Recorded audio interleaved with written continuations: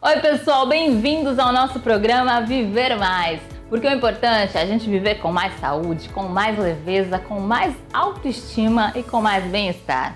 E hoje eu quero começar com um recadinho especial para vocês. Ao escrever a história da sua vida, não deixe ninguém segurar a caneta. O rumo da sua vida é escrito pelos seus próprios atos.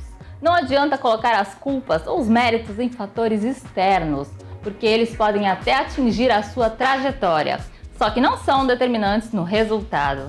Portanto, construa você mesmo a sua história. Só você tem o poder de transformá-la.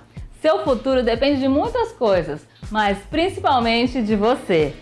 O passado nos ensina, o presente nos faz agir e o futuro nos motiva. Mesmo sem a certeza do que vai acontecer, o futuro certamente será resultado de todas as escolhas que fizermos no agora. Então pense em como você quer estar daqui a uns anos e o que vai fazer para conquistar isso. Tenha sabedoria para escolher suas ações e alcançar tudo o que deseja. Bom, e hoje nosso programa está muito legal. Vamos aprender muitas coisas para melhorar a nossa saúde e o nosso bem-estar. Eu vou receber um ortopedista que vai nos falar sobre lesões mais comuns no esporte e tratamentos para artrose de joelho. É já já! Então agora eu vou conversar com o Dr. Maurício Zenaide. Ele é médico ortopedista, especialista em cirurgia de joelho. Ele trabalha em Santos, na clínica Ortho Center. Foi médico do Santos Futebol Clube de 2010 até 2018 e atualmente é médico da Seleção Brasileira de Skate. E hoje ele veio falar pra gente sobre artrose de joelho e sobre lesões esportivas. Bem-vindos aqui ao nosso programa. Obrigado, Paulo, pelo convite. É um prazer estar aqui. É um conhecido, querido do meu pai que indicou aqui pra gente, né? Então é um prazer maior ainda te receber aqui. Obrigado, Paulo. Falando sobre saúde, e a gente tem aqui na Baixada Santista, né, graças a Deus, um número grande de idosos. Verdade, né? É um público bem importante aqui na Baixada. Então, realmente, essas lesões de joelho, né, especialmente no caso dos idosos, a artrose é uma patologia que a gente vê no consultório diariamente, praticamente. E como que se identifica a artrose de joelho? A artrose é uma doença muito frequente, né, muito comum, né, então acima dos 60 anos, aí, cerca de 20% da população já vai ter algum sintoma relacionado à artrose, né. Então o quadro típico é dor, né, então o paciente começa a ter uma dor que de característica é mecânica, então ele tem uma dificuldade para andar, para fazer movimentos com mais flexão do joelho, como agachar, ajoelhar, né.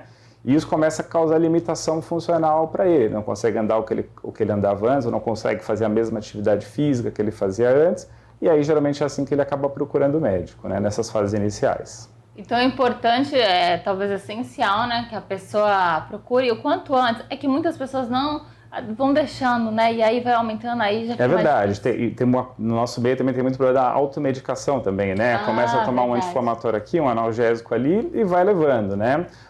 E a partir daí a artrose ela começa a evoluir mais, né? Então nas fases depois o joelho começa a inchar, né?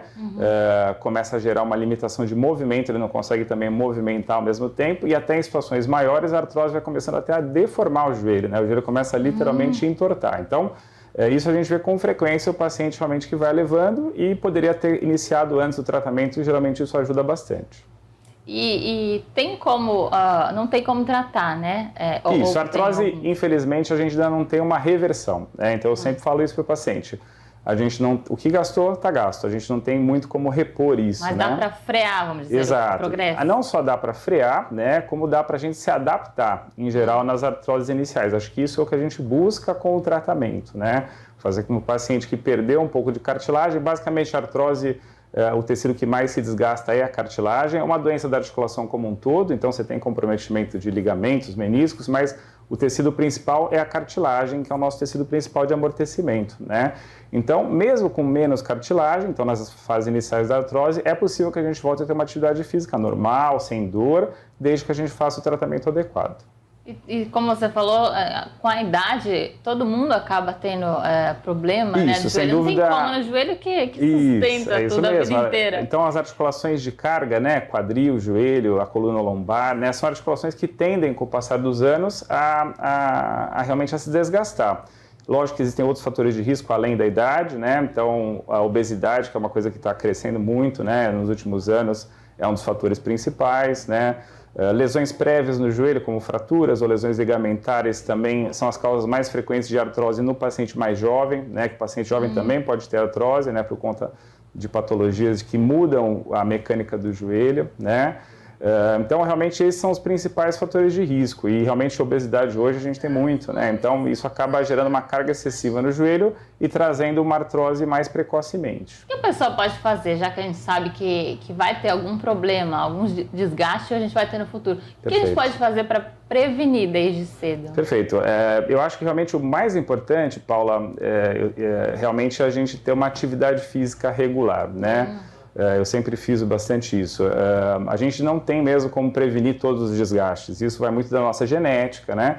Mas se a gente tiver uma boa massa muscular, né? Se a gente tiver uma atividade física regular, se a gente tiver o peso ideal para a nossa estrutura, né? Tudo isso vai fazer com que a gente consiga ou retardar esse processo ou estar bem adaptado a esse processo, né? Então, um paciente, vamos dizer, que tem o peso ideal, tem uma boa musculatura, às vezes ele até tem sinais radiográficos de artrose, mas muitas vezes ele não sente nem dor, né? Então, ele está adaptado naquela situação de um pouco menos cartilagem, mas com uma boa capacidade muscular, ele consegue ter uma função legal. Então, eu acho que realmente o principal para a gente prevenir, né, é a gente realmente ter um peso adequado e uma atividade física regular, né, que trabalha a musculatura do membro inferior. Então, e as duas coisas andam juntas, porque geralmente quando a gente faz uma coisa, a gente acaba tendo quando a gente faz uma atividade física regular, o peso acaba tendo mais facilidade de a gente mantê-lo, né? Então, eu acho que realmente acaba sendo uma coisa em conjunto. E, por exemplo, pode fazer atividade física, que a gente falou aqui, quem tem já artrose? Sim, não só pode como deve, né? Deve? Isso. O mesmo paciente que esteja em um estágio um pouco mais avançado? Sem dúvida. Sempre tem, a gente fala que o joelho com artrose, ele precisa de uma carga ótima, né? Então,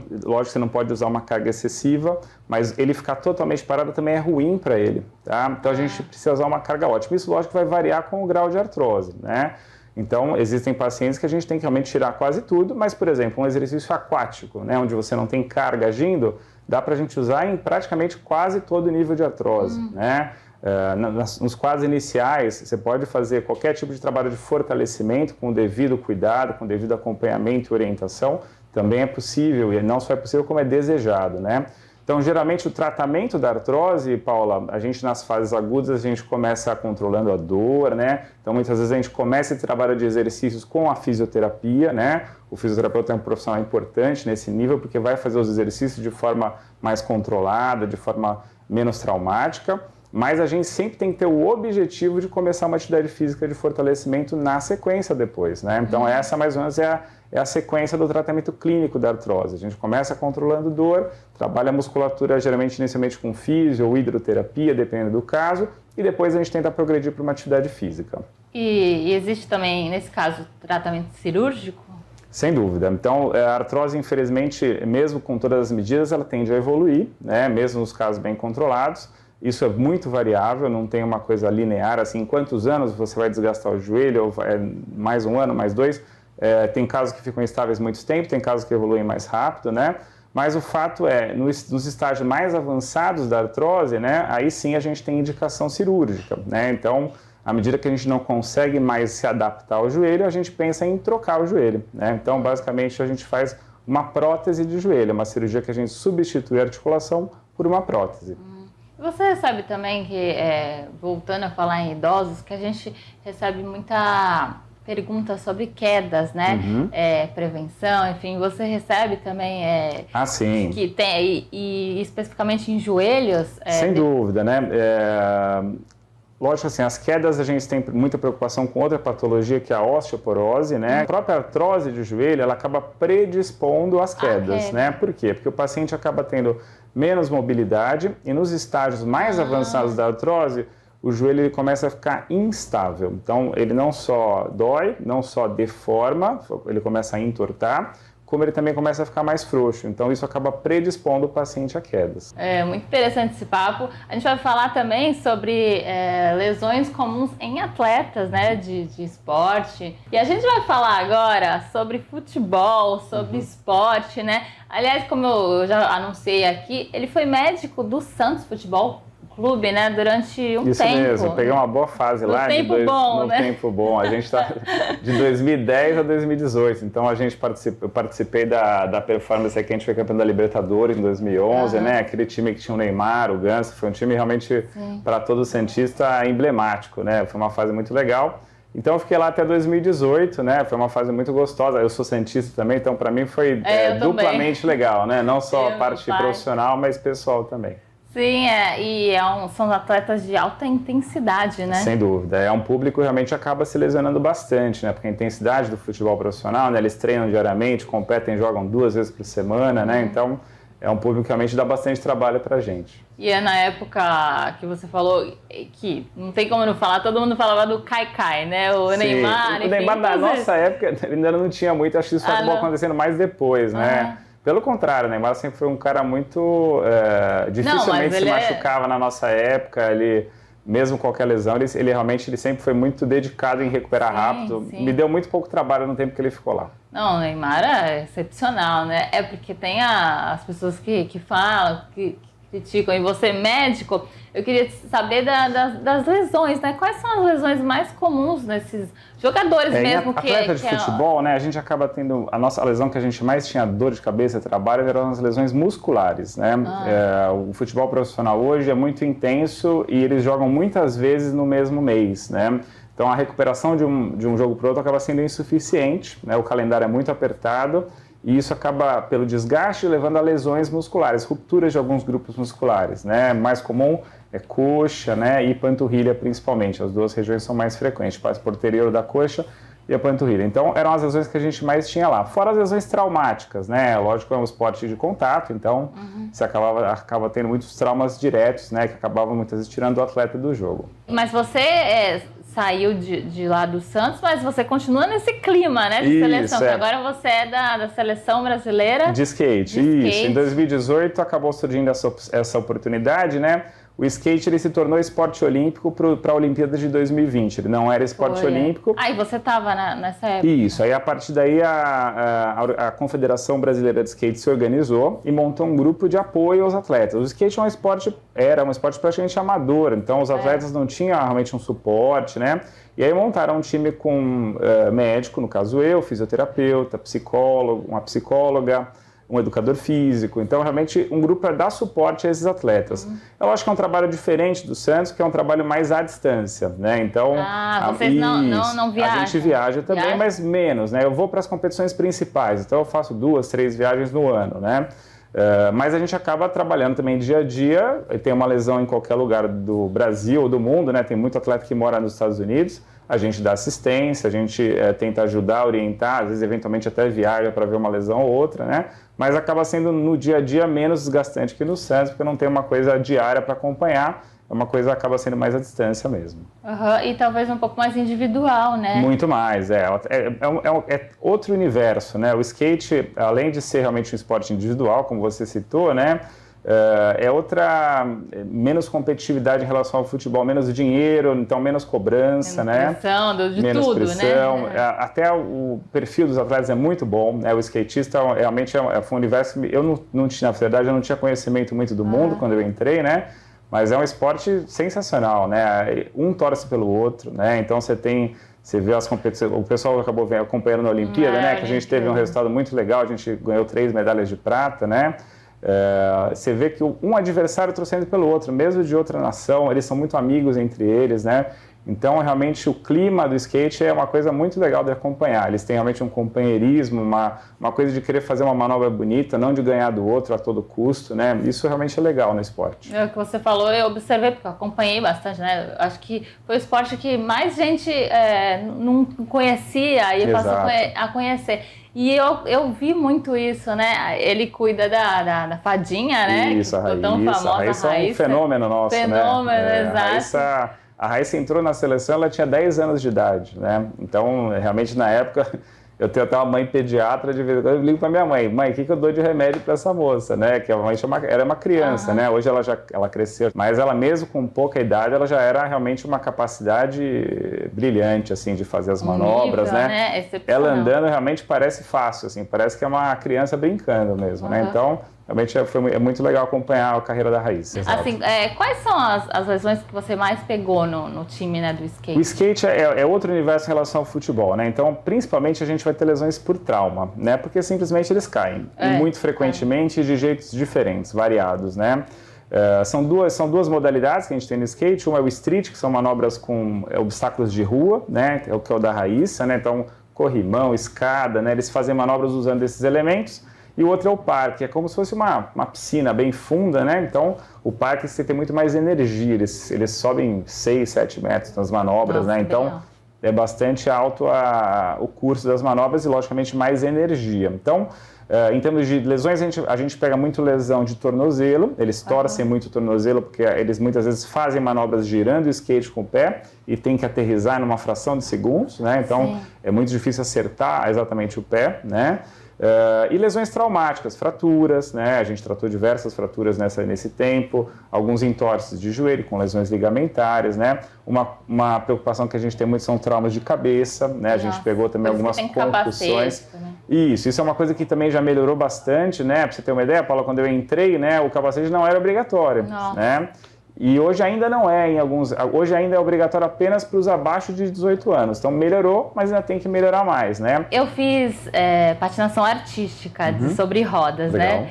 E eu competi, inclusive, a gente competiu em grupo, eu fui vice-campeã mundial de patinação artística. E a gente compete no mundial, que o meu, que a gente ficou em segundo lugar, foi na Alemanha. Legal. Então, assim, e a gente tem aquele negócio de saber cair, mas claro que você vai cair. Mas tem, né? Mas tem muito, sem dúvida. Eles têm estratégias específicas de queda, sem dúvida. E levantar. Isso, então, sem dúvida, assim, se alguém que não conhece skate for tentar, é muito complexo mesmo, né? A gente tem eles sabem cair de um jeito que se machuca muito menos, né? Mas é inevitável que em algumas situações realmente a gente vai ter um trauma de uma forma menos preparada, né? Que ele vai se deslocar ou vai escorregar, o skate vai escapar, né? E vão ter traumas, né? Então é um esporte que a gente acaba também tendo bastante trabalho como ortopedista. Muito obrigada pela sua participação aqui no nosso programa. A gente ficou 2 blocos conversando, tem muito assunto aí pra gente falar, né?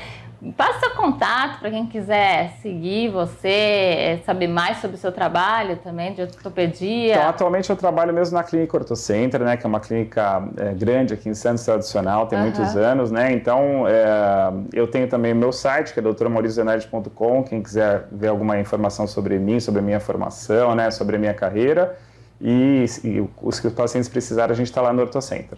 Na clínica que você é uma das maiores clínicas, né? Isso, já tem muitos anos. E tem vários médicos. Somos lá em muitos ortopedistas, né? Então, realmente, tem um grupo muito bom lá de todas as especialidades, né? Eu sou especialista de joelho, mas a gente tem lá de todas as áreas, punho, coluna, né? Isso, a gente tem um grupo muito harmônico lá, realmente é muito gostoso de trabalhar, né? E a gente consegue dar uma boa assistência aos pacientes. Tem radiografia, tem fisioterapia, então realmente é um lugar muito gostoso de trabalhar. Obrigada, então, pela participação. Obrigado, Paula, pelo convite. É isso, gente. Se cuidar sempre. Bom, e agora eu quero dar uma dica para vocês de restaurante, a Churrascaria Tertúlia. Tem anos e anos de tradição, que é um lugar que aquece meu coração, que eu já conheço. Então eu gosto de recomendar para vocês que foi maravilhoso, uma experiência incrível. E eu acho que é assim, restaurante tem que ter essa experiência, desde a entrada, os pratos, variedades, rodízio impecável. E claro, as carnes, né?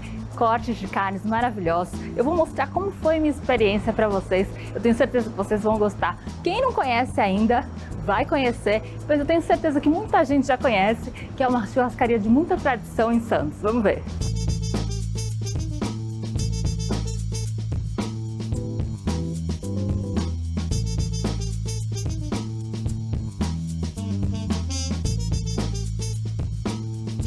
Vocês estão vendo essa experiência deliciosa em todos os sentidos. Logo na entrada a gente já vê o restaurante bem amplo, né? Com a recepção dos garçons. Todo mundo é muito bem acolhido no restaurante, nessa churrascaria maravilhosa.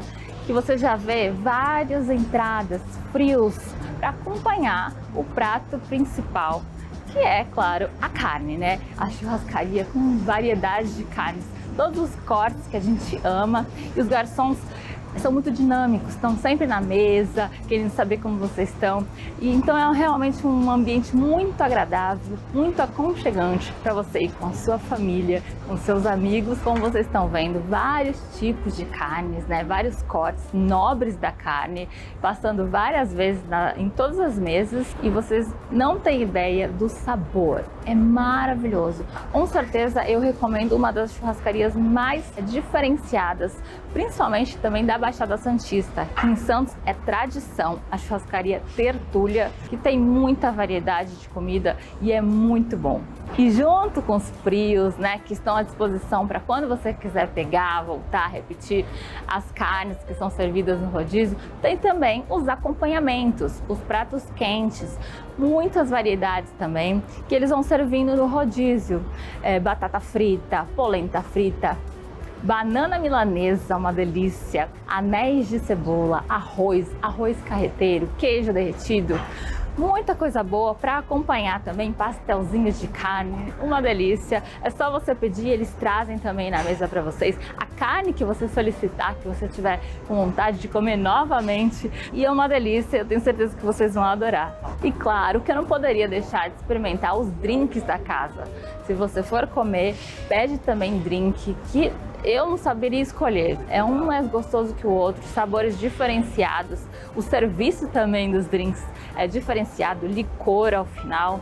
Vocês vão adorar, não pode faltar. E claro, para fechar com chave de ouro essa experiência, tem que pedir uma sobremesa, que eu particularmente amo sobremesa. Eu queria pedir todas e eu provei algumas, recomendo, uma mais gostosa que a outra. Doces diferenciados que eu tenho certeza que vocês gostam, os melhores. Tem um cardápio riquíssimo de sobremesas.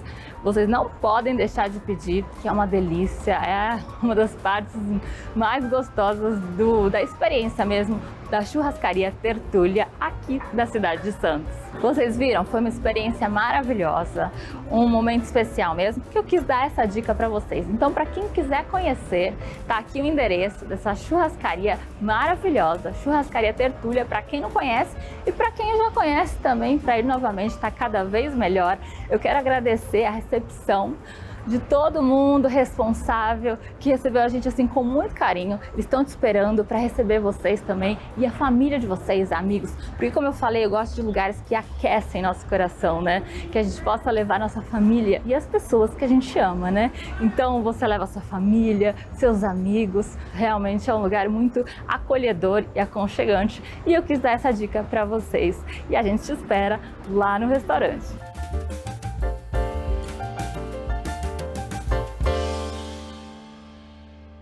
Bom, espero que vocês tenham gostado de todas as curiosidades e assuntos de hoje. Obrigada por estarem sempre acompanhando aqui nosso programa. A gente prepara tudo com maior carinho e maior amor para vocês. Eu tô amando poder interagir com vocês. Então, sábado que vem, a gente se encontra nesse mesmo horário para falar mais sobre sua saúde e seu bem-estar. Porque cuidar do outro é um ato de amor. Um grande beijo, fiquem com Deus e até lá!